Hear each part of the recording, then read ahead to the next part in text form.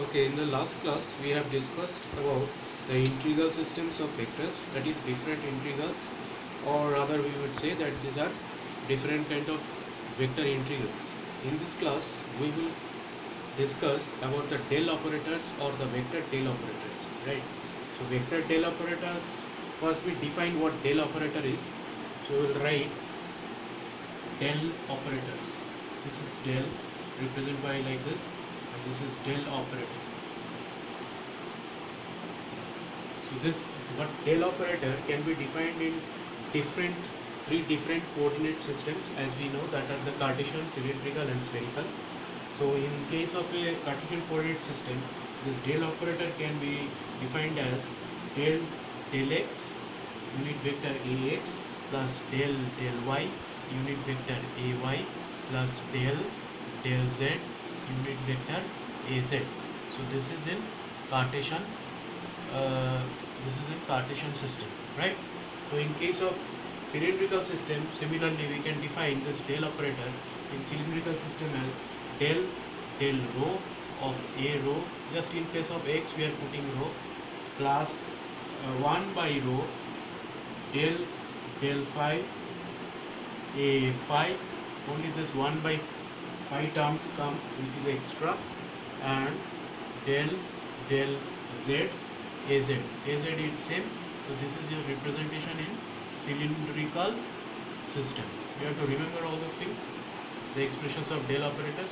So now in we will define this del operators in spherical coordinate system. So it will be like this: del of del r. Here in place of rho we have defined by r, that you know, a unit vector ar plus 1 by r del theta of a theta plus 1 by r sin theta del phi of a phi. So this is the representation in spherical coordinate system. Okay. So now we come to the next section, that is called gradient, or we will say that this is gradient or gradient of a scalar, commonly defined as gradient of a scalar. One thing you have to note about the del operator which we discussed earlier is that del operator are not vectors itself but result in vector when operates on scalar field. This thing you have to remember. This is not about gradient. Previously when we discussed this del operators,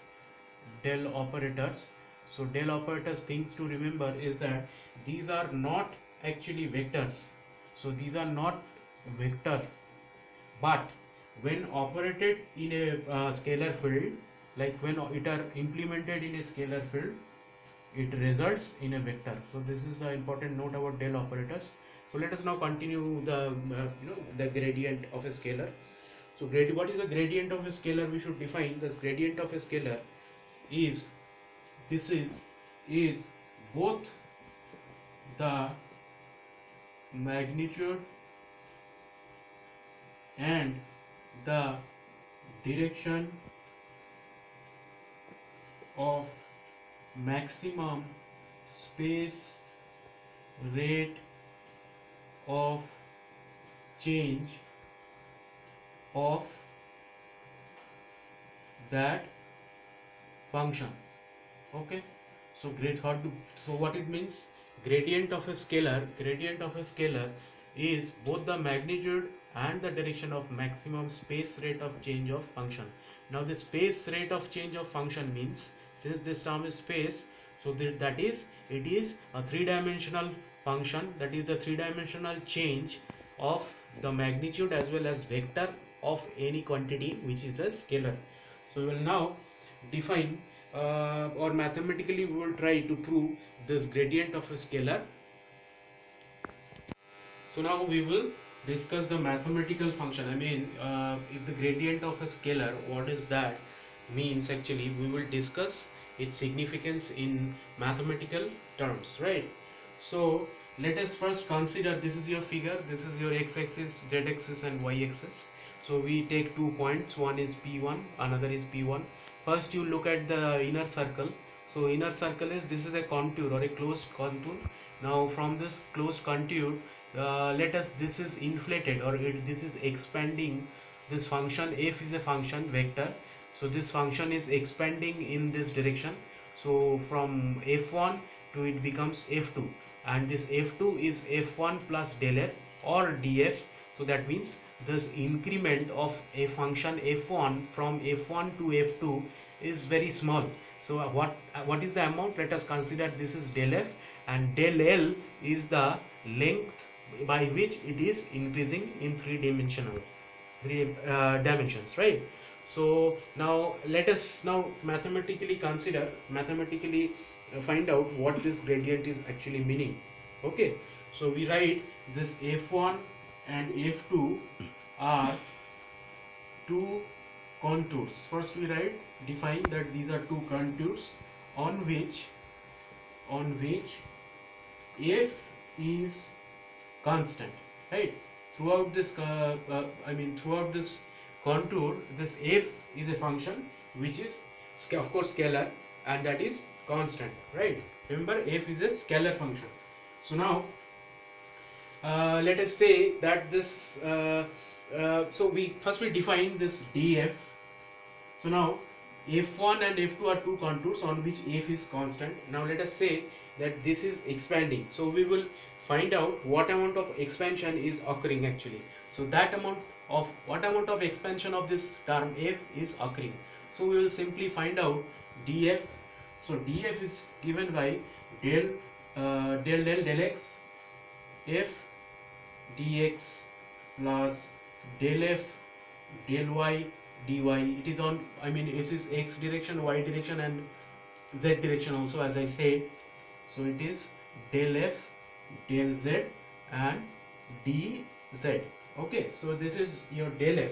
So this is your df actually, that is in all three direction, in x direction, y direction and z direction. This is your definition of df. Now so we can write this expression, or we can by this term, that this is actually del f del x unit vector ax plus del f del y ay plus plus del f del z, this is what, this is y, this is z, of course, az, product of this and dx. We have, in place of dx, we have put this unit vector represented by this unit vector. So we can write dx ax vector plus dy ay vector plus dz az vector. So we can write like this.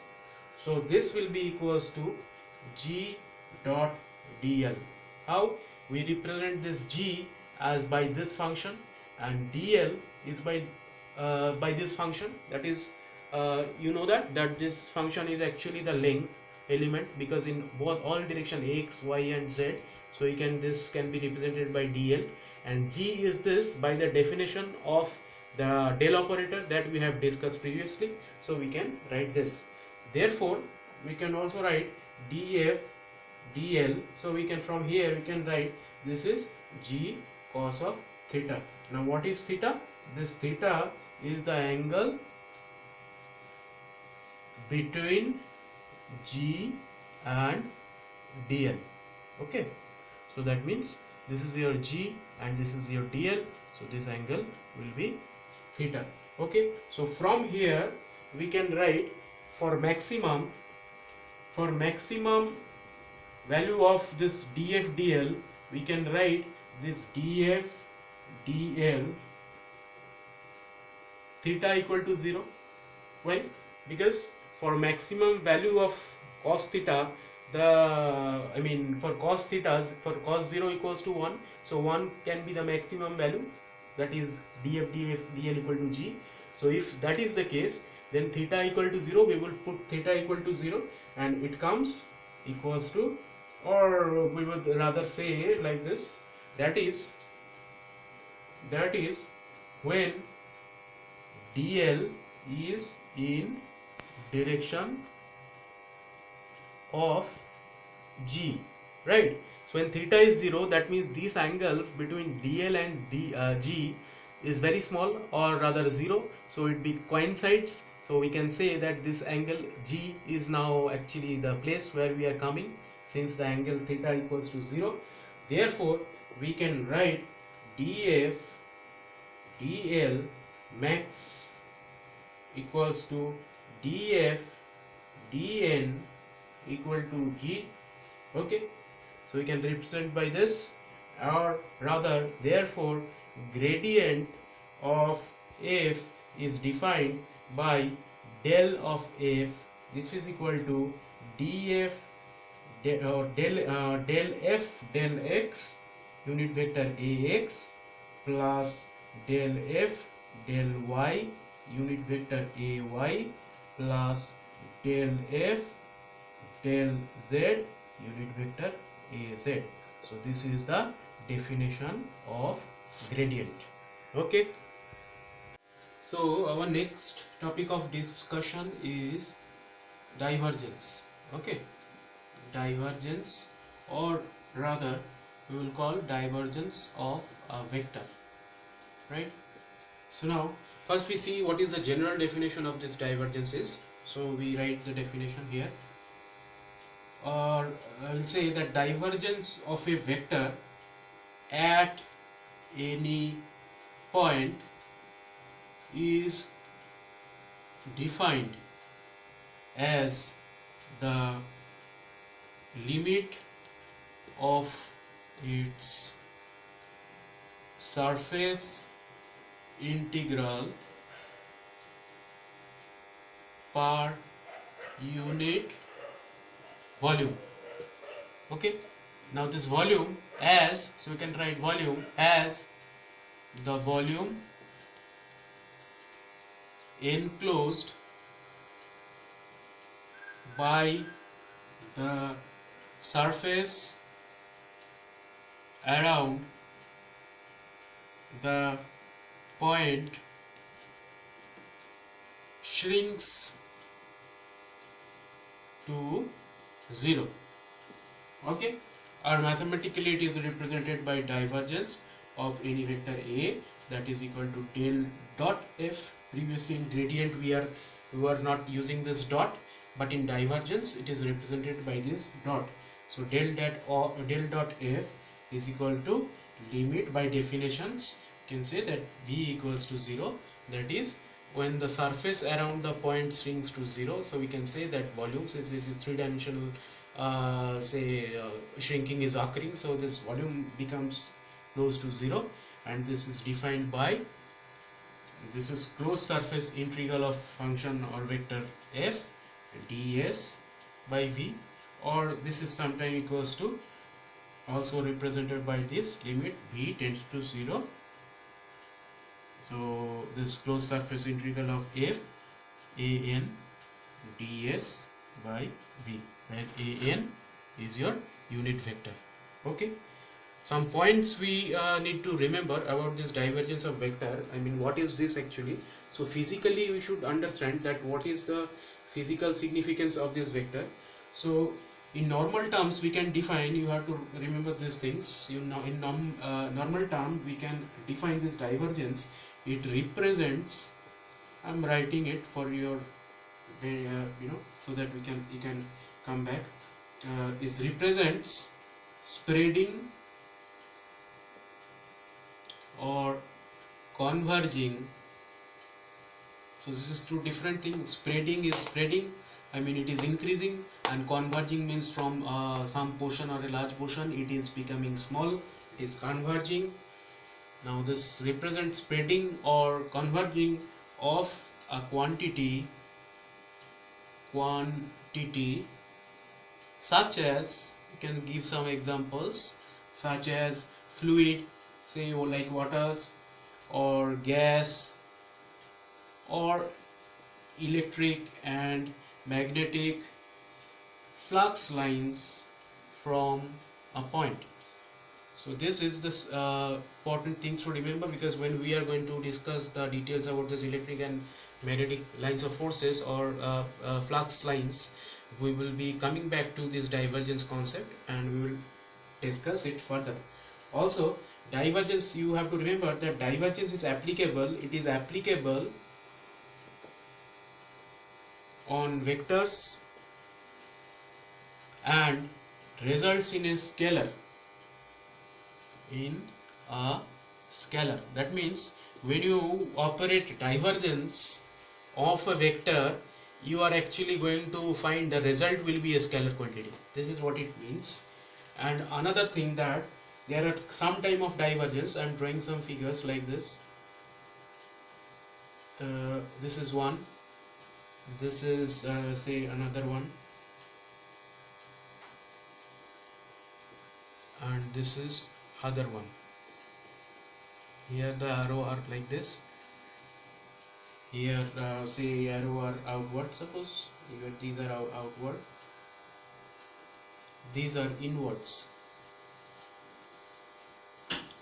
If this is so, this type of this type of divergence is called positive divergence, and if it is going outward, if it is coming inward, it is called negative divergence, and if it is just passing through it, it is called zero divergence. Next we come to the discussion of divergence in terms of mathematical operations, right?